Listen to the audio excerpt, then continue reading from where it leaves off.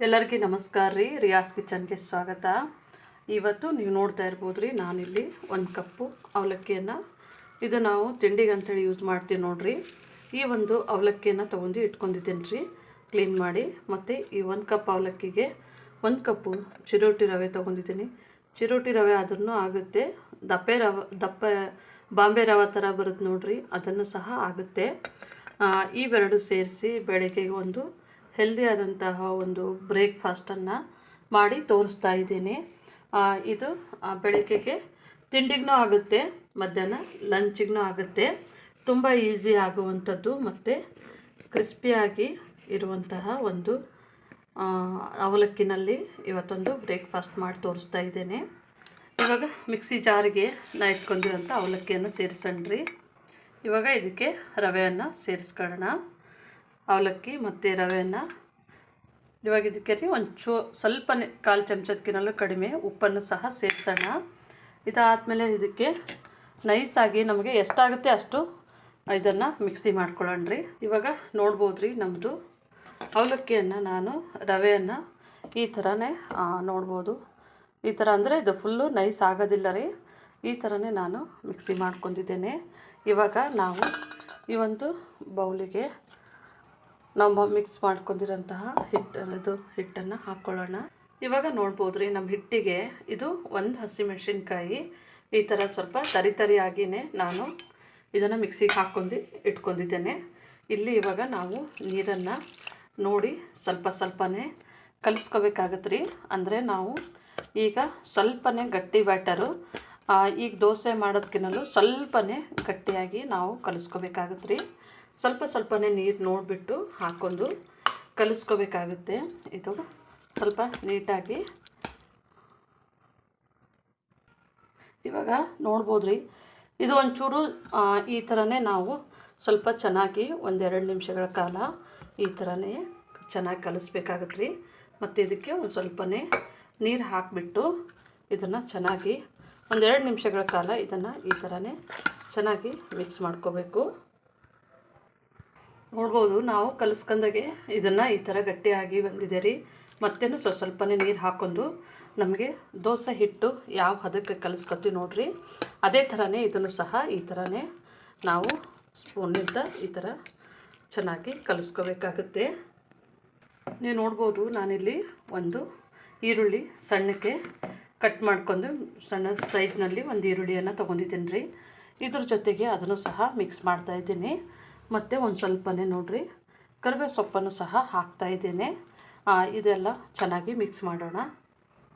ಇವಾಗ ನೀವು ನೋಡ್ಬೋದು, ಈ ಲೋಟದಲ್ಲೇ ನಾನು ಈಗ 2.5 ಲೋಟದಷ್ಟು ಇಷ್ಟು ನೀರು ಉಳಿದಿದೆ ರೀ. ಇದನ್ನು ಮತ್ತೇನು ಇದು ಗಟ್ಟಿಯಾಗಿಯೇ ನಾವು ಕಲಿಸ್ತಾ ಹೋದಾಗೆ ಇದನ್ನು ಗಟ್ಟಿ ಆಗುತ್ತೆ ರೀ. ಈ ಒಂದು ಗಟ್ಟಿ ಬ್ಯಾಟರನ್ನೇ ನಾವು ಇವಾಗ ಮುಚ್ಚಿಬಿಟ್ಟು ಒಂದು 10 ನಿಮಿಷಗಳ ಕಾಲ ನೆನೆಸ್ಬೇಕಾಗತ್ತೆ. ಇವಾಗ ನೋಡ್ಬೋದು, ಇಲ್ಲಿ ನಾನು 1 ಹಿಡಿ ಆಗೋಷ್ಟು ಶೇಂಗದ ಕಾಳನ್ನು ಇದನ್ನು ಹುರಿದ್ಬಿಟ್ಟು ಈ ಥರ ಇಟ್ಕೊಂಡಿದ್ದೀನಿ ರೀ. ಸ್ವಲ್ಪನೇ ಕೊತ್ತಂಬರಿ ಸೊಪ್ಪು, ಸ್ವಲ್ಪನೇ ಈರುಳ್ಳಿ, 1 ಹಸಿಮೆಣಸು, ಸ್ವಲ್ಪನೇ ಪುದೀನ ಸೊಪ್ಪು, ಸ್ವಲ್ಪನೇ ಇಷ್ಟು ಒಂದು ಸ್ವಲ್ಪನೇ ನೋಡ್ಬೋದು ರೀ. ಈ ಒಂದು ಗಾತ್ರದಷ್ಟು ಲಿಂಬೆಹಣ್ಣು, ಅದು ಹುಣಸೆ ಹಣ್ಣನ್ನು ಇಟ್ಕೊಂಡಿದ್ದೀನಿ. ನೀವು ಬೇಕಾದ್ರೆ ಲಿಂಬೆಹಣ್ಣು ಆದ್ರೂ ಹಾಕ್ಕೋಬೋದು. ಮತ್ತು ಇಲ್ಲಿ ಒಂದು ಸಣ್ಣ ಗಡ್ಡೆ ಬೆಳ್ಳುಳ್ಳಿಯನ್ನು ಸಹ ಬಿಡಿಸಿಟ್ಕೊಂಡಿದ್ದೀನಿ ರೀ. ಈಗ ನಾವು ಮಾಡ್ತೀವಿ ನೋಡಿರಿ, ಇದಕ್ಕೆ ಚಟ್ನಿ ಮಾಡಬೇಕಾಗುತ್ತೆ. ಹಾಗಾಗಿ ತುಂಬ ಈಸಿಯಾಗಿ ಬೇಗ ಆಗುವಂಥದ್ದು ರೀ. ಇವಾಗ ನಮ್ಮದೆಲ್ಲ ಹಾಕೊಂಡಾದ್ಮೇಲೆ ಸ್ವಲ್ಪನೇ ರುಚಿಗೆ ತಕ್ಕಷ್ಟು ಉಪ್ಪನ್ನು ಸಹ ಸೇರಿಸ್ತಾ ಇದ್ದೀನಿ ರೀ. ಸ್ವಲ್ಪನೇ ಚಟ್ನಿಯನ್ನು ಮಾಡೋಣ. ಇವಾಗ ಇದನ್ನು ಮಿಕ್ಸಿ ಮಾಡ್ಕೊಳ್ಳೋಣ ರೀ. ಇವಾಗ ನೋಡ್ಬೋದು ರೀ, ನಮ್ಮದು ಚಟ್ನಿ ರೆಡಿ ಆಗಿದೆ. ಇವಾಗ ನಮ್ಮದು ಚಟ್ನಿ ರೆಡಿ ಆಗಿದೆ ನೋಡ್ಬೋದು, ತುಂಬ ಟೇಸ್ಟಾಗಿರುತ್ತೆ. ನೀವು ಒಂದು ಸತಿ ಟ್ರೈ ಮಾಡಿ ನೋಡಿ. ಇವಾಗ ನೋಡೋಣ ರೀ, ನಮ್ಮದು 10 ನಿಮಿಷ ಆಗಿದೆ. ನಮ್ಮದು ಇನ್ನೂ ಗಟ್ಟಿ ಇದೆ. ಒಂದು ಸ್ವಲ್ಪನೇ ನೀರು ಹಾಕಿಬಿಟ್ಟು ನಾವು ದೋಸೆ ಹಿಟ್ಟಿನ ಹದಕ್ಕೆ ಇದನ್ನು ಮಾಡ್ಕೋಬೇಕಾಗತ್ತೆ ರೀ. ಇವಾಗ ನೋಡ್ಬೋದು ರೀ, ಇದಕ್ಕೆ ನಾನು ಒಂಚೂರು ಉಪ್ಪನ್ನು ಸಹ ಹಾಕ್ತಾಯಿದ್ದೇನೆ. ಉಪ್ಪನ್ನು ಹಾಕಿ ಒಂಚೂರು ಚೆನ್ನಾಗಿ ಮಿಕ್ಸ್ ಮಾಡ್ಕೊಳ್ಳೋಣ. ಇವಾಗ ನೋಡ್ಬೋದು ರೀ, ನಮ್ಮದು ಇದಕ್ಕೆ 1-2 ಸ್ಪೂನಷ್ಟು ಅಕ್ಕಿ ಹಿಟ್ಟನ್ನು ಸೇರಿಸ್ತಾ ಇದ್ದೀನಿ. ಅಕ್ಕಿ ಹಿಟ್ಟನ್ನು ಹಾಕಿಬಿಟ್ಟು ಚೂರು ಚೆನ್ನಾಗಿ ಮಿಕ್ಸ್ ಮಾಡೋಣ ರೀ. ಇದು ನಾನು ಬೈಂಡಿಂಗ್ ಬರೋ ಸಲುವಾಗಿ ಈ ಥರವನ್ನು ಹಾಕ್ಕೊಂಡಿದ್ದೇನೆ. ಇವಾಗ ಇದನ್ನು ಚೆನ್ನಾಗಿ ಮಿಕ್ಸ್ ಮಾಡಿಬಿಟ್ಟು ಈ ಥರನೇ ನೋಡಿರಿ, ನಾವಿವಾಗ ತವಾವನ್ನು ಬಿಸಿಗಿಡೋಣ. ಇವಾಗ ನೋಡ್ಬೋದು ನಮ್ದು ಹಿಟ್ಟು ರೆಡಿ ಆಗಿದೆ ರೀ. ಇಲ್ಲಿ ತವಾನ ಬಿಸಿ ಮಾಡ್ಕೊಳ್ಳೋಕೆ ಇಟ್ಕೊಂಡಿದ್ದೇನೆ, ಅಂದರೆ ಸ್ವಲ್ಪ ಆಯಿಲ್ ಹಚ್ಚಿ ಇಟ್ಕೊಂಡಿದ್ದೇನೆ ರೀ. ಇವಾಗ ಸ್ವಲ್ಪನೇ ಬಿಸಿ ಆದಾಗೇ ನಾವು ಮಾಡಿ ಇಟ್ಟಿರೋಂತಹ ಬ್ಯಾಟರನ್ನು ಸಹ ಸೇರಿಸೋಣ.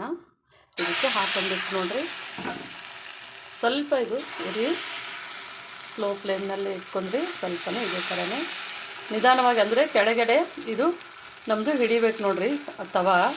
ನಾವೇನು ಹಾಕಿರ್ತೀವಲ್ಲ ಇದು ದೋಸೆ ಹಿಟ್ಟಿಂದು, ಇದನ್ನು ಸ್ವಲ್ಪ ಈ ಥರ ತವಾ ಹಿಡಿದ್ರೆ ನಮಗೆ ಇದು ಕ್ರಿಸ್ಪಿಯಾಗಿಯೂ ಬರುತ್ತೆ ಮತ್ತು ಗರಿಯಾಗಿಯೂ ಬರುತ್ತೆ. ತುಂಬ ಈಸಿಯಾಗಿ ಮಾಡುವಂಥದ್ದು ರೀ, ಮತ್ತು ತುಂಬ ಸಾಫ್ಟಾಗಿರುತ್ತೆ ಇದು ದೋಸೆ ನಿಮಗೆ. ಇವಾಗ ನೋಡ್ಬೋದು ರೀ, ಸ್ವಲ್ಪನೇ ಆಯಿಲನ್ನು ಹಾಕೋತಾ ಇದ್ದೇನೆ. ಇದ್ರ ಜೊತೆಗೇ ನಮ್ಮದು ಮೇಲೆಲ್ಲ ದೋಸೆದೆಲ್ಲ ಹಸಿಯಾಗಿದ್ದು ಹೋಗಿದೆ ರೀ. ಇವಾಗ ನಾವು ಸ್ವಲ್ಪನೇ ಇದನ್ನು ಇದ್ರ ಮೇಲೆ ಮುಚ್ಚಿ 1-2 ನಿಮಿಷ ಸ್ಲೋ ಫ್ಲೇಮ್ನಲ್ಲೇ ಇಟ್ಟು ಬೇಯಿಸ್ಬೇಕಾಗತ್ತೆ ರೀ.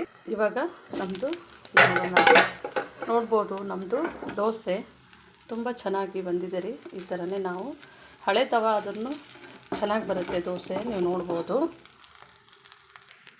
ರೀ, ತುಂಬ ಈಸಿ ಮತ್ತು ಬೇಗ ಆಗುವಂಥದ್ದು. ನೋಡ್ಬೋದು ನಮ್ಮದು ದೋಸೆ ತುಂಬ ಚೆನ್ನಾಗಿ ಬಂದಿದೆ. ಇವಾಗ ನಾವು ಇದನ್ನು ತಿರುಗಿಸೋಣ್ರಿ. ನೋಡ್ಬೋದು 2 ಸೈಡ್ ನಮ್ಮದು ಇನ್ಸ್ಟೆಂಟ್ ಆದಂಥ ದೋಸೆ ನೋಡಿರಿ, ತುಂಬ ಚೆನ್ನಾಗಿ ಬಂದಿದೆ. ಇವಾಗ ನಮ್ಮದು ಇನ್ನೊಂದು ದೋಸೆಯನ್ನು ಸಹ ಹಾಕೊಳ್ಳೋಣ ರೀ. ನಾವು ಮೊದಲು ಹಾಕೊಂಡು ಹಾಗೇ ಇದನ್ನು ಸಹ ಹಾಕ್ಕೊಂಡು ಸ್ವಲ್ಪ ಬಿಡಬೇಕು, 2-3 ಸೆಕೆಂಡ್ ಬಿಟ್ಟರೆ ನೋಡಿರಿ ಈ ಥರ ನಾವು ಈ ಥರನೇ ನಿಧಾನವಾಗಿಯೂ ಮಾಡಬೇಕು. ನೋಡಿರಿ ನಮ್ಮದು ಈ ಥರ ಸ್ವಲ್ಪ ನಾವು ಈರುಳ್ಳಿ ಹಾಕಿರ್ತೀವಿ ನೋಡಿರಿ, ಹಾಗಾಗಿ ನಮ್ಮದು ಈ ಥರ ಸ್ವಲ್ಪ ಬಿಟ್ಕೊಳ್ಳೋ ಚಾನ್ಸ್ ಇರುತ್ತೆ. ಹಾಗಾಗಿ ಸ್ವಲ್ಪ ಈ ಥರನೇ ಮಾಡಿದ್ರೆ ಸಾಕು. ಇವಾಗ ಒಗ್ಗರಣೆ ಹಾಕಬೇಕಂತೇಳಿ ಪ್ಯಾನನ್ನು ಇಟ್ಕೊಂಡಿದ್ದೀನಿ ರೀ. ಸ್ವಲ್ಪನೇ ಸಾಸಿವೆ ಜೀರಿಗೆ ಇದನ್ನು ಸ್ವಲ್ಪನೇ ಈ ಥರ ಇಳಿಸ್ಬಿಟ್ಟು ಇವಾಗ ನಮ್ಮದು ರೆಡಿ ಆಗಿದೆ. ನಾನು ಇದನ್ನು ಆಫ್ ಮಾಡ್ತಾ ಇದ್ದೀನಿ ರೀ. ನಾವಿಲ್ಲಿ ಚಟ್ನಿಗೆ ಈ ಒಂದು ಒಗ್ಗರಣೆಯನ್ನು ಹಾಕೊಳ್ಳೋಣ. ಇವಾಗ ಇದನ್ನು ನಾವು ನೋಡ್ಬೋದು ನಮ್ಮದು 2ನೇ ದೋಸೆ ಸಹ ಆಗಿದೆ ರೀ. ನೋಡಿದ್ರಲ್ರಿ ನಮ್ಮದು ಅವಲಕ್ಕಿ ದೋಸೆ ತುಂಬ ಚೆನ್ನಾಗಿ ಬಂದಿದೆ. ನೋಡ್ಬೋದು ಇದು ತುಂಬ ಬಿಸಿ ಇದೆ ರೀ, ಆರಿದ್ಮೇಲೆ ತುಂಬ ಚೆನ್ನಾಗಿರುತ್ತೆ, ಒಳ್ಳೆ ಟೇಸ್ಟ್ ಇರುತ್ತೆ. ನೀವು ಮನೆಯಲ್ಲಿ ಒಂದು ಸತಿ ಟ್ರೈ ಮಾಡಿ. ಹೊಸದಾಗಿ ನಮ್ಮ ಚಾನಲ್ಗೆ ಯಾರು ಸಬ್ಸ್ಕ್ರೈಬ್ ಆಗಿದ್ರಿ ಎಲ್ಲರಿಗೂ ಧನ್ಯವಾದಗಳು. ಮತ್ತು ನೋಡುವಂಥವ್ರು ಅದನ್ನು ಸಬ್ಸ್ಕ್ರೈಬ್ ಮಾಡಿ, ನಮ್ಮ ಚಾನಲನ್ನು ಶೇರ್ ಮಾಡಿ, ನಮ್ಮ ವಿಡಿಯೋನು ಸ್ಕಿಪ್ ಮಾಡದೆ ನೋಡಿ. ನಮ್ಮ ವಿಡಿಯೋನ ನೋಡಿದ್ದಕ್ಕಾಗಿ ಧನ್ಯವಾದಗಳು.